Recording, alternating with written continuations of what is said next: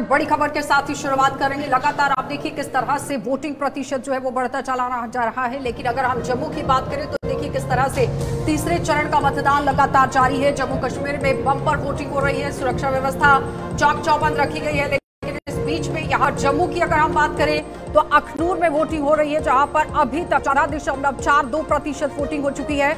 आरसपुरा अगर हम जम्मू दक्षिण की बात करते हैं तो 11.92% हुई है। छंब के अंदर 13.61% वोटिंग, जम्मू उत्तर में 9.69% वोटिंग हुई है और जम्मू पश्चिम के अंदर 9.08% वोटिंग हुई है। इंजीनियर राशिद समेत कई दिग्गजों ने यहाँ मतदान किया है और सत्ता चाहता तो मोदी से हाथ मिलाता, इस तरह से बड़ा बयान इंजीनियर राशिद की तरफ से जारी किया गया है। क्योंकि आपने देखा कि इंजीनियर राशिद जब अंतरिम जमानत पर बाहर आए तो उस वक्त किस तरह से पूरे कश्मीर के अंदर बदलता हुआ नजर आया। लेकिन वहां से आपने देखा हवा किस तरह से दोबारा से बदलती हुई नजर आई। लेकिन अब यहां पर बार बार ये कहा जा रहा है कि सत्ता की चाबी सिर्फ और सिर्फ जम्मू की जनता के हाथ में है। तो इसलिए सबसे पहले आज बात होगी जम्मू की कि आखिर जम्मू की जिन सीटों पर चुनाव हो रहा है वहां पर वोटिंग प्रतिशत क्या है, रुझान किस तरह से चल रहे हैं और लगातार जनता का रुख क्या कुछ है। हमारे साथ जुनेद हाशमी ने भी ज्वाइन किया है, वरिष्ठ पत्रकार हैं, इनसे भी चर्चा करेंगे। लेकिन इस बीच में देखिए जिस तरह से जम्मू की सीटों पर लगातार चुनाव हो रहा है जुनेद, अगर हम सबसे पहले अखनूर की सीट पर आते हैं जहां पर अभी तक 14.42% मतदान हुआ है। लेकिन ज्यादा तौर पर आप देखिए जिस तरह से अखनूर के अंदर एक दांव भी खेला गया, जिसमें पूरी तरह मोहनलाल को मैदान में उतारा गया जो कि भाजपा के हैं और मुकाबला कांग्रेस के साथ है वहां पर, क्योंकि अशोक कुमार मैदान में है। 12 में से 8 बार यहां पर कांग्रेस जीती है। 2014 में भी आप देखिए किस तरह से भाजपा के राजीव शर्मा ने कांग्रेस के दिग्गज नेता जो कि श्यामलाल शर्मा थे उन्हें यहां पर हरा दिया था। तो इस बार का समीकरण किस तरह का आप देख रहे हैं अखनूर सीट पर?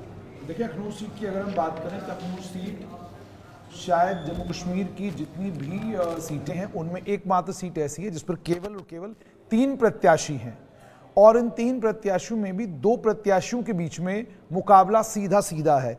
एक तरफ अशोक कुमार हैं जो इंडियन नेशनल कांग्रेस के प्रत्याशी हैं और दूसरी तरफ मोहनलाल हैं जो भारतीय जनता पार्टी के प्रत्याशी। इंटरेस्टिंगली दोनों प्रत्याशी पहली बार चुनाव लड़ रहे हैं। इंटरेस्टिंगली दोनों प्रत्याशी सरकारी मुलाजमतें छोड़कर चुनावी मैदान में आए हैं और इनके बीच में बहुजन समाज पार्टी के चितरमनु भी हैं।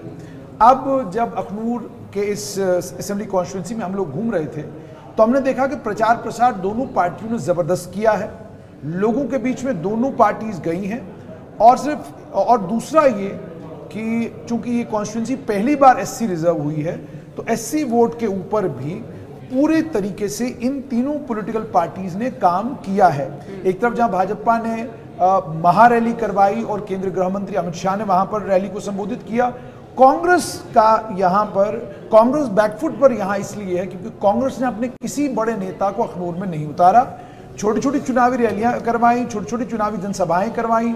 राहुल गांधी नजर नहीं आए, प्रियंका गांधी नजर नहीं आई, ना ही दूसरा कांग्रेस का कोई बड़ा नेता यहां पर नजर आया।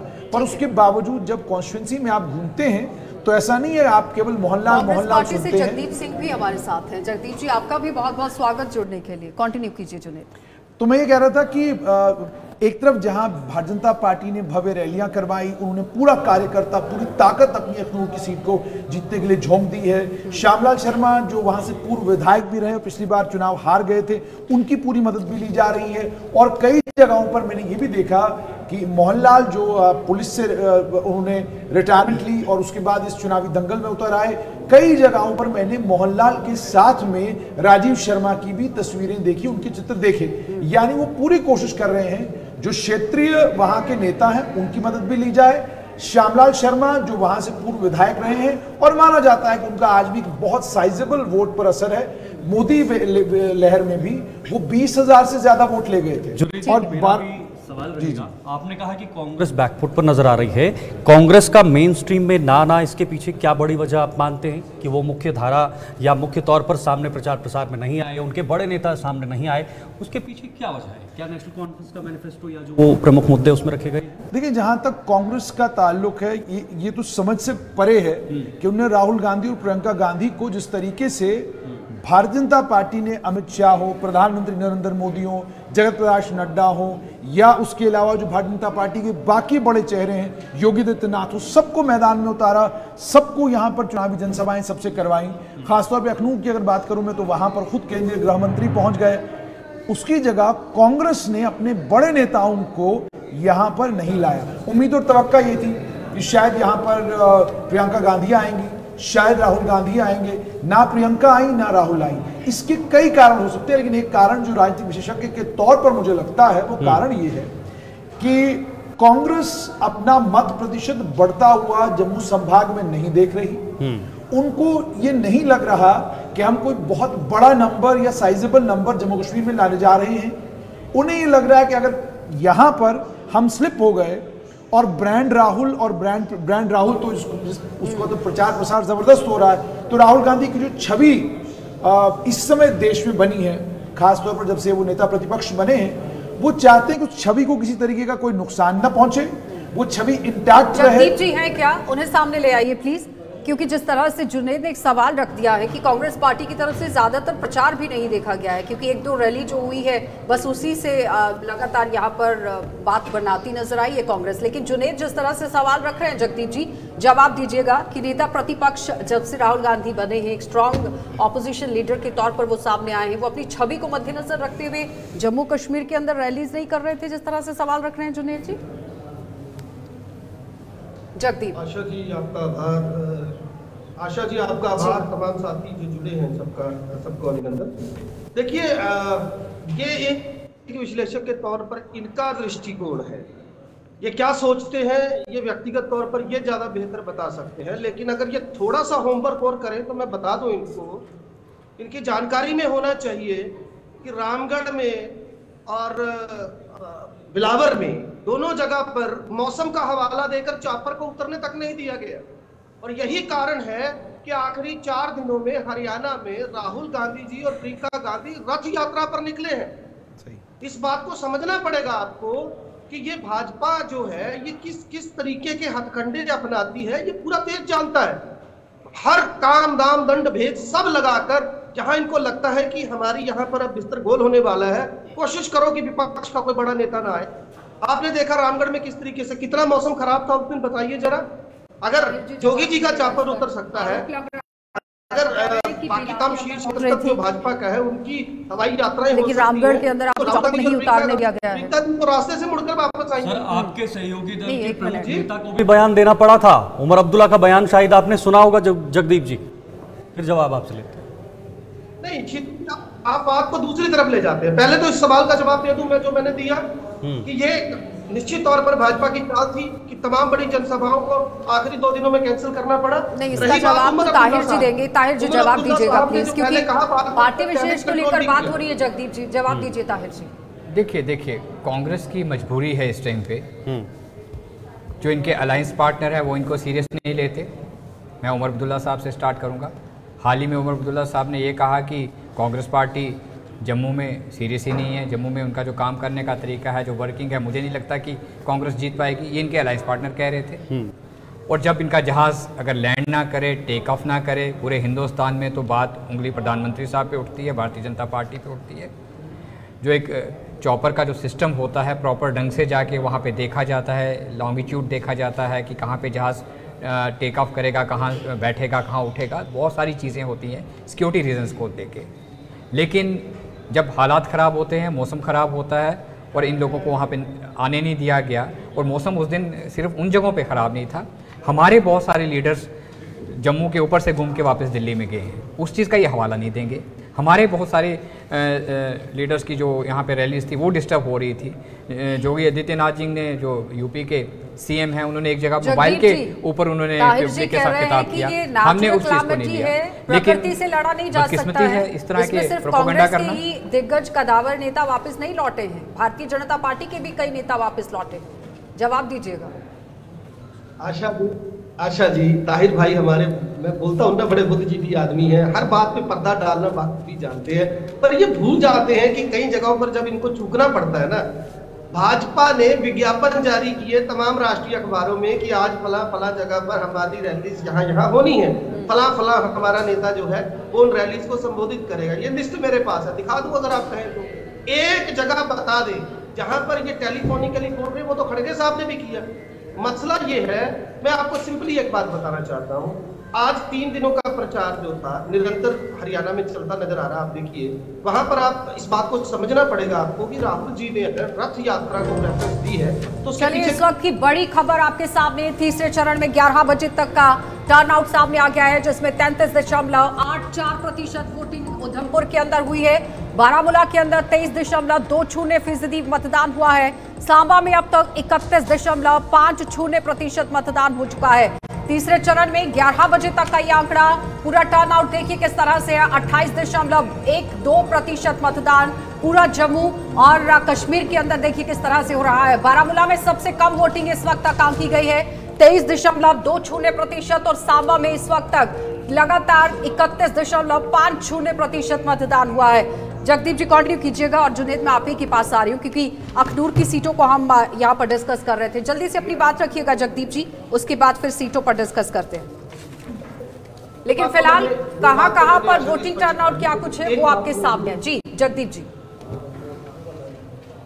जी आशा जी, ये बात तो मैंने स्पष्ट कर दी आपको कि आखिर में कुछ रैली जो बड़ी रैली थी वो हमारी रद्द की गई और फिर वहां पर इमरान प्रतापगढ़ी साहब पहुंचे और किस तरीके से हमने कोशिश की कि लोगों तक पहुंच बनाई जाए। और दूसरी जो बात है, जैसे अभी आपके एक पत्रकार साथी कह रहे थे कि कांग्रेस जो है उसको ये लगता है कि शायद यहाँ पर उतना बढ़िया रिजल्ट नहीं रहेगा, इसलिए राहुल गांधी जी को जो है वो यहाँ पर ज़्यादा इन्वॉल्व नहीं किया गया।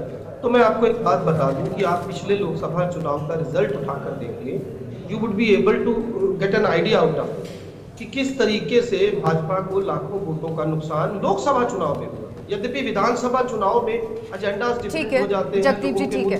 जुनेद, जिस तो तरह से हमने अखनूर सीट को डिस्कस किया है, ठीक है जगदीप जी वापस लौटूंगी मैं आपके पास। छम्ब की सीट की अगर हम बात करते हैं और उसके साथ साथ मढ़ सीट को लेकर बात करते हैं, क्योंकि हम अखनूर के अंदर की बात कर रहे थे, जहां पर छम्ब के अंदर भाजपा और कांग्रेस के जो बागी उम्मीदवार खड़े होने के बाद किस तरह से मुकाबला जो है वो रोमांचक यहाँ पर हो गया, क्योंकि पूर्व उप मुख्यमंत्री ताराचंद यहाँ से उम्मीदवार हैं और भाजपा की तरफ से पूर्व विधायक राजीव कुमार को टिकट दिया गया है। लेकिन उस बीच में कांग्रेस भी मैदान में है और पूर्व सांसद मदन लाल के बेटे जो हैं सतीश शर्मा, वो भी आप देखिए किस तरह से रहा, क्योंकि बहुकोणीय मुकाबला यहाँ पर देखा गया है। दूसरी तरफ अगर हम मढ़ लिए चलते हैं, जहाँ पर मूलाराम को उम्मीदवार बनाया गया कांग्रेस की तरफ से, पूर्व मंत्री रह चुके हैं, और भारतीय जनता पार्टी की तरफ से भी सुरेंद्र कुमार को टिकट दिया गया, तो यहाँ पर भी त्रिकोणीय मुकाबला देख रहे हैं। देखिए अभी कांग्रेस के प्रवक्ता जगदीप जी हमारे साथ हैं। जगदीप जी ने 2 बातें कही। एक तो मैंने ये कहा कि पूरी ताकत बीजेपी ने झोंक दी। आशा जी, बीजेपी विपक्षी दल नहीं है, सत्ताधारी दल है। सत्ताधारी दल के ऊपर आरोप कांग्रेस लगातार लगाती है कि ये सत्ताधारी दल तमाम एजेंसियों का इस्तेमाल करता है, पुलिस का इस्तेमाल करता है, प्रशासन का इस्तेमाल करता है चुनाव जीतने के लिए। सारे आरोप लगते हैं। अगर ये आरोप लगते हैं, इन आरोपों के बाद कर्नाटका में किसकी सरकार है, कर्नाटका के अलावा हिमाचल में किसकी सरकार है, बगल में आपकी सरकार है, अन्य कई और राज्यों में विपक्ष के नेताओं की सरकारें हैं, विपक्षी दलों की सरकारें हैं। सवाल ये पैदा होता है, अगर आप जम्मू कश्मीर के चुनाव को लेकर गंभीर हैं और आपको विश्वास है कि आप यहाँ पर बहुत अच्छा परफॉर्म करने वाले हैं, तो पूरी ताकत झोंकने का मतलब ये है कि कांग्रेस के सलमान खुर्शीद यहाँ होते, कांग्रेस के राहुल गांधी, प्रियंका गांधी यहाँ होते, सोनिया गांधी की यहाँ रैली करवाई जाती और कांग्रेस के और जो बड़े नेता हैं उनकी रैलियां करवाई जाती। मैं आपको एक छोटा सा उदाहरण देता हूं और जगदीप जी से इसका जवाब भी चाहूंगा। छम्ब और मढ़ की छम्ब के साथ में आपने मढ़ की बात की। छम्ब में क्या कारण था कि अंतिम मौके तक आपका कैंडिडेट वहां से सतीश शर्मा था और सतीश शर्मा का जो मैंने इंटरव्यू किया उसमें उन्होंने कहा कि कांग्रेस के बड़े नेता मेरे घर आए, मुझे विश्वास दिलाया इस बात का कि चुनाव आप लड़ रहे हैं। उन्होंने कहा 10 दिन जाके मैं दिल्ली में बैठा, वहां पर भी मुझे विश्वास दिलाया गया चुनाव आप लड़ रहे हैं। और कौन है सतीश शर्मा? सतीश शर्मा कांग्रेस के वरिष्ठ नेता, पूर्व सांसद, पूर्व मंत्री और एक बार नहीं 3 बार जो एमएलए चुने गए मदन लाल शर्मा, स्वर्गीय मदन लाल शर्मा के सुपुत्र हैं, पार्टी के बड़े नेता हैं। उनके बेटे ने कांग्रेस पर आरोप लगाया है कि जो स्थान मेरे पिता को पार्टी में मिलना चाहिए था वो स्थान नहीं मिला। नंबर 1। नंबर 2, मदन लाल शर्मा के सुपुत्र डीडीसी के चुनाव में डीडीसी का मैंडेट मांगते हैं, आप नहीं देते हैं।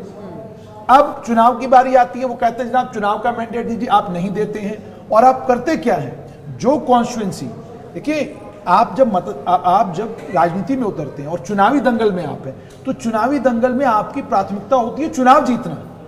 अब जब चुनाव जीतना है तो चुनाव जीतने के लिए आप हर हथकंडे का इस्तेमाल करेंगे ताकि चुनाव जीत जवाब दीजिएगा। ये थोड़ा सा मैं कंप्लीट करूं। हाँ। तो चुनाव जीतने के लिए तो आपको अगर यहां से चुनाव जीतना है तो आप देखेंगे सबसे ताकतवर प्लेयर यहां पर कौन है। आपने छंब के रिजर्वेशन खत्म होने के बाद आपने वहां पर ताराचंद को टिकट दिया, और ताराचंद को क्यों टिकट दिया मुझे लगता है जगदीप जी ज्यादा बेहतर बताएंगे। जबकि आपका कार्यकर्ता कहता था कि ताराचंद को आप अखनूर से लड़वाइए और छंब से आप सतीश शर्मा को टिकट दीजिए। अब आज सतीश शर्मा रेबल कैंडिडेट के तौर पर वहां पर खड़ा है, और जो सर्वे हैं वो साफ तौर पर ये बताते हैं कि एक कांटे की टक्कर वो ताराचंद को भी दे रहे हैं और भारतीय जनता पार्टी के चलिए जगदीप जी जवाब दीजिएगा। ये हमारे उम्मीद भाई जो हैं इन्होंने मुझे ना आज धर्म संकट में डाल दिया है। जीवन में मैंने कभी झूठ बोला नहीं, तो आज भी नहीं बोलूंगा। निश्चित तौर पर जिस तरफ इन्होंने इंगित किया है वहां पर अब मैं पार्टी के एंड से तो नहीं बोल पाऊंगा, व्यक्तिगत दुख पर ये मैं कहना चाहूँगा। ना केवल ये एक सीट बल्कि अगर हम सांबा की बात करें तो जिस तरीके से कुछ एक सीटों पर पार्टी हाईकमान तक भी ये बात पहुंची है, ये अब चुनावी नतीजों के बाद मनन होगा कि आखिर क्यों एक ओपन सीट के ऊपर इस तरीके से फैसला लिया गया, और जो भी सूरत हवाल बनी। अब इस पर मैं समझता नहीं हूँ कि ये सही वक्त है बात करने का, लेकिन आपका सवाल जो है वो काबिल तारीफ है and I appreciate it and hopefully the time will come and the high command of our party will take the confidence according. जी लेकिन जगदीप जी, जिस समय जिस काम की ज़रूरत होती है अगर वो उस समय पर किया जाए तो ज़्यादा बेहतर रहता है, क्योंकि अगर लेट हो जाए और वो समय निकल जाए, क्योंकि समय किसी का भी इंतज़ार नहीं करता है। ताहिर जी, जिस तरह से सीटों को लेकर डिस्कस हो रही है, दाव पैच खेलने की कोशिश हुई कश्मीर के अंदर भी, आपने देखा किस तरह से भारतीय जनता पार्टी की तरफ से अपनी ताकत को झोंका गया, प्रधानमंत्री नरेंद्र मोदी पहुंचे, काफ़ी तरीके से बड़े बड़े दावे किए गए। किस तरह से अब कुपवाड़ा सीट, बांडीपुरा सीट, गुरेज के अंदर भी लगातार जो है वोटिंग चल रही है। देखिए, भारतीय जनता पार्टी का संगठन जब इलेक्शन लड़ता है आशा, तो हम लोग हर तरह का जोर लगाते हैं। मैंने इसलिए कहा कि हर तरह का जोर लगाते हैं, और मुझे लगता है हर पॉलिटिकल पार्टी को लगाना भी चाहिए, क्योंकि 5 साल तक संगठन इंतज़ार करता है इलेक्शन का, और उस दिन इलेक्शन के टाइम पे आप कहें कि हम ये करना चाहते थे, ये ना कर पाए, दिल्ली से ये संदेश लेट आया तो ऐसे होना चाहिए था। भारतीय जनता पार्टी उस तरह की चीज़ें नहीं करती है। जब हमारा एक कैंडिडेट खड़ा हो जाता है, चाहे वो कॉन्स्टिट्यूंसी का नंबर 1 कैंडिडेट हो, 2 हो, 3 हो, क्योंकि जब असेंबली इलेक्शन होती है तो हर जगह 10-10 लीडर तैयार होते हैं और किसी सीट तो किसी एक को मिलनी होती है।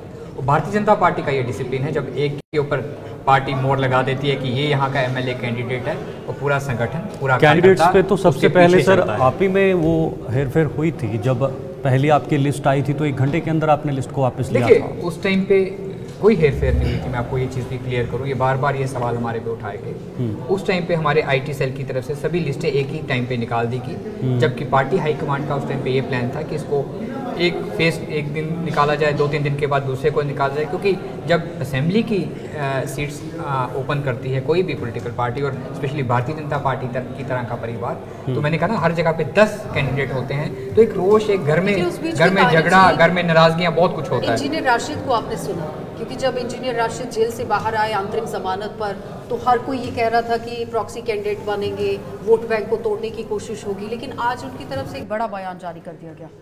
देखिए, मैं आपको एक चीज़ क्लियर कर दूँ, ये हम रोज़ कह रहे हैं ये बात, भारतीय जनता पार्टी का कोई अलायंस पार्टनर नहीं है, हमारी कोई ABCD टीम नहीं है। भारतीय जनता पार्टी जम्मू कश्मीर में अपने बलबूते पे, अपने कंधों के जोर पे हम लोग इलेक्शन लड़ रहे हैं, और हमें अपने कार्यकर्ता लेकिन कश्मीर के अंदर ताहिर जी, राम माधव जी पहुंचते हैं और वो कहते हैं कि जिनके साथ हमारे आइडियोलॉजी या फिर हमारे जो बयान है या हमारा जो बोलने का तरीका है या हमारा जो काम है वो अगर मैच होता है तो हम सोच सकते हैं। यानी कि वो किसके लिए ग्रीन सिग्नल था, ये बड़ी बात थी। हर किसी के जहन में यही एक सवाल है कि आइडियोलॉजी अगर मिलती है तो हम सोचेंगे।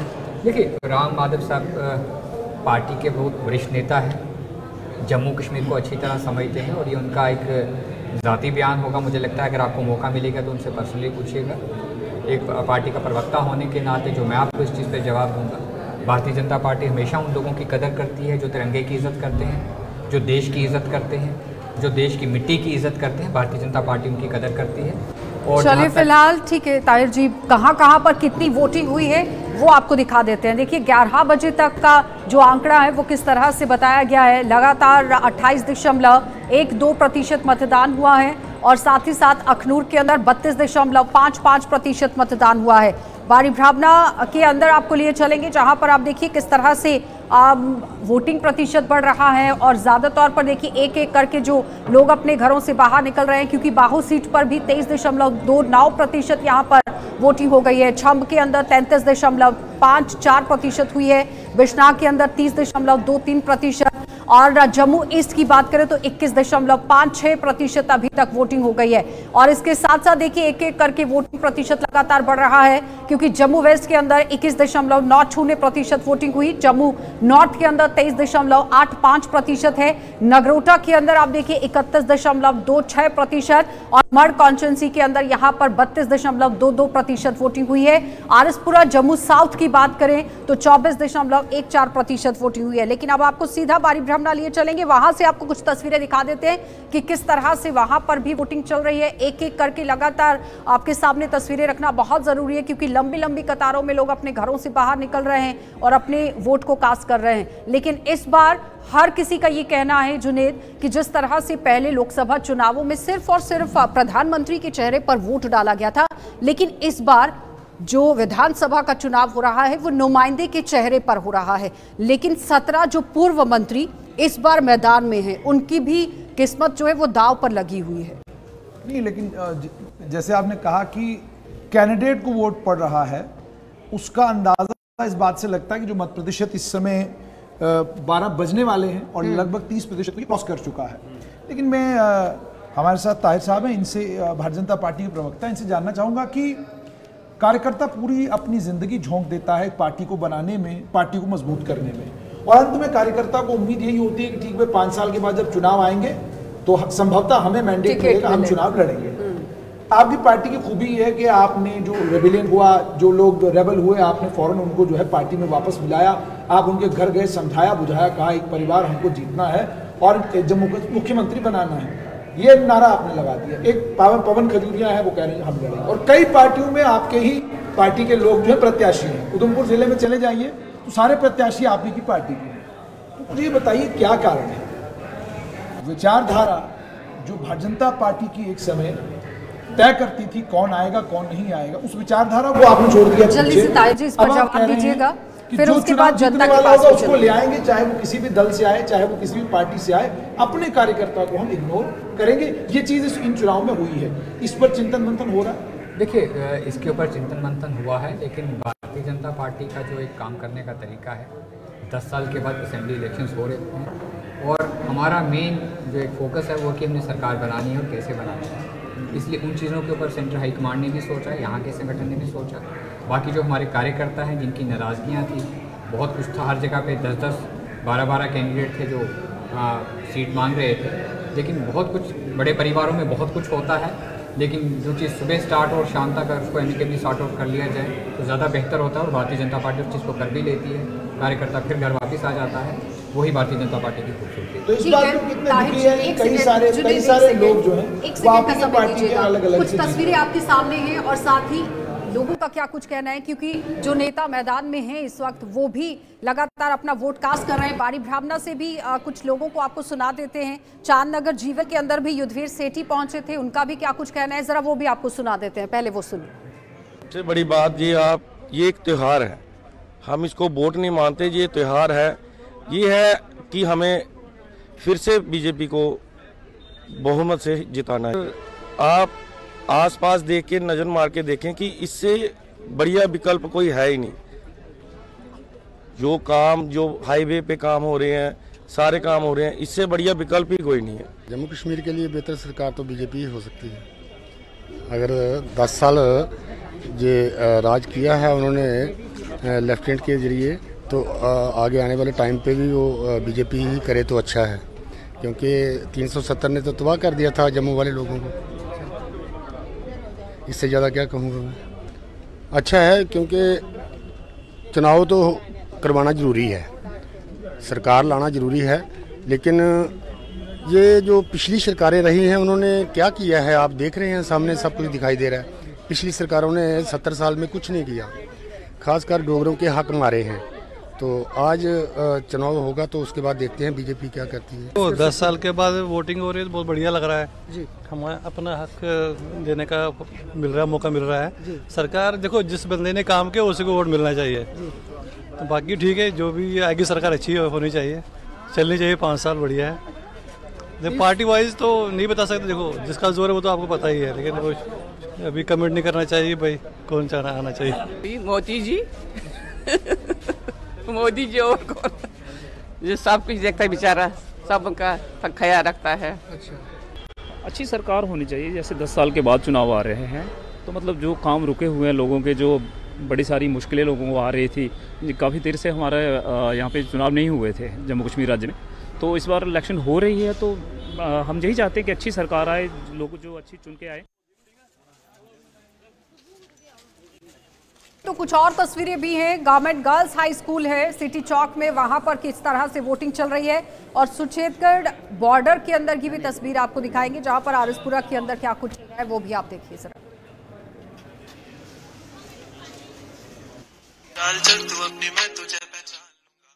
फर्स्ट ऑफ ऑल तो सिक्योरिटी अच्छी होनी चाहिए, यहाँ पे जो अटैक्स वगैरह हो रहे हैं उस पर कंट्रोल होना चाहिए, और स्टडीज़ अच्छी होनी चाहिए बच्चों की, और यहाँ के रोड्स वगैरह अच्छे होने चाहिए। सरकार अच्छा काम कर रही है, हाईवेज़ वगैरह बना रही है, तो हमें प्राउड है और आई होप वही जीते। तो और क्या अपेक्षा है आपसे इस सरकार से? यहाँ पे कुछ जैसे डेली वेजर्स वगैरह हैं, मैं चाहती हूँ कि उनकी भी वो वेजेस वो करें, बढ़ाएं उनको भी, और हाँ पक्का करें, बिकॉज वो बहुत देर से काम कर रहे हैं और अभी टाइम है कि उनको भी पक्का करें। वो पर्व की तरह जम्मू कश्मीर इस इलेक्शन को मना रहा है, क्योंकि 10 साल के बाद यहाँ पे ये पोलिंग हो रही है। मेरे को लगता है कि लोगों के मुस्कुरान देख के लग रहा है कि आने वाली सरकार भारतीय जनता पार्टी की होगी, और कार्यकर्ता पूरे विधानसभा के, मेरे समर्थक जनता, मैं विश्वास के साथ कह सकता हूँ कि हर पोलिंग बूथ पे कमल की बढ़त है। क्या आप अपील करना चाहते हैं लोगों से वोट कास्ट? मैं अपील करना चाहता हूँ घर से निकलें और वोट कास्ट करें। वोट की लोकतंत्र में बड़ी कीमत है, और उस पार्टी को कास्ट करें जो राष्ट्रवादी।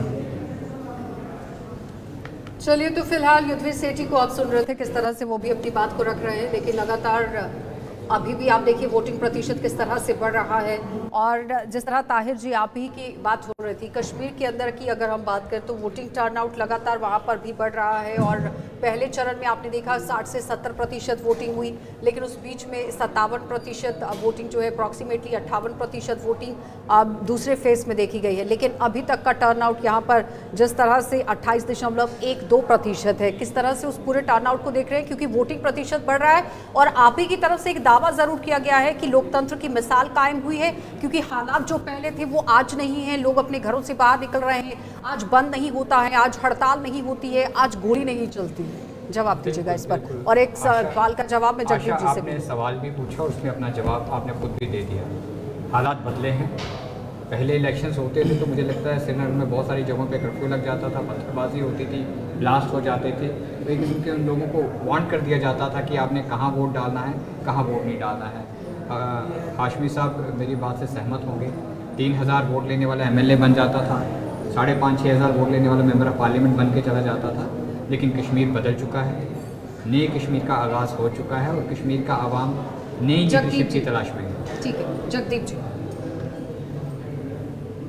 अर्चना जी, ये तो इनका बड़ा चिरपरिचित अंदाज है इसी तरीके से बात करने का, लेकिन आपने देखा जो आपके पत्रकार बात कर रहे थे उसमें जिस तरीके से लोगों ने जैसे और अभी हाल देखिए स्थिति क्या है। कल हमारा एक पुलिस का जवान जो है वो जम्मू में शहीद है। ये बात करते हैं, बार बार कहते हैं जी लाल चौक में देखिए जाके किस तरीके से शांति आ गई है। ये दोबारा कहने की कोशिश करते हैं कि देखिए पत्थरबाजी पे हमने कंट्रोल कर दिया। भाई साहब, लक्षित हत्याओं का सिलसिला लगातार जारी है। जम्मू जैसा शांत आतंकवाद की जद में है और स्थिति ये है कि निरंतर आतंकी हमले होते चले जा रहे हैं। उसके बावजूद आप जो हो पूरी निर्लजता के साथ ये कहते नजर आती है आपका शीर्ष जो नेतृत्व है कि हमने आतंकवाद पर काबू पा लिया। सवाल ये है ही नहीं कि आपने यहाँ पर परिस्थितियाँ बदलने का जो जो दावा किया उसकी सच्चाई क्या है? ठीक सवाल है जगदीप ये है जी। कि जगदीप जी बहुत बहुत धन्यवाद जुड़ने के लिए। ताहिर जी आपका भी धन्यवाद जुड़ने के लिए। तो फिलहाल आप देख रहे हैं कि वोटिंग प्रतिशत तो बढ़ ही रहा है, लेकिन एक दावा जरूर किया गया है, क्योंकि पहले चरण में जिस तरह से 60 से 70% वोटिंग देखी गई, दूसरे चरण के अंदर 57 से 58% वोटिंग हुई है। आज लगातार वोटिंग हो रही है और एक बड़ी बात जरूर कही जा रही है कि लोकतंत्र की एक मिसाल कायम हो रही है। आज वो हालात नहीं है कश्मीर के अंदर जो पहले हुआ करते थे। आज रिगिंग वाले हालात नहीं है, 87 वाले हालात नहीं है, 96 वाले हालात नहीं है। 2002 में भी आप देखिए किस तरह से चुनाव हुआ था। चलिए आगे भी इसी तरह से जारी रहेगा पूरा सिलसिला, लेकिन रुकेंगे एक छोटे से ब्रेक के लिए, जल्द वापस लौटेंगे। आप बने रहिए हमारे साथ।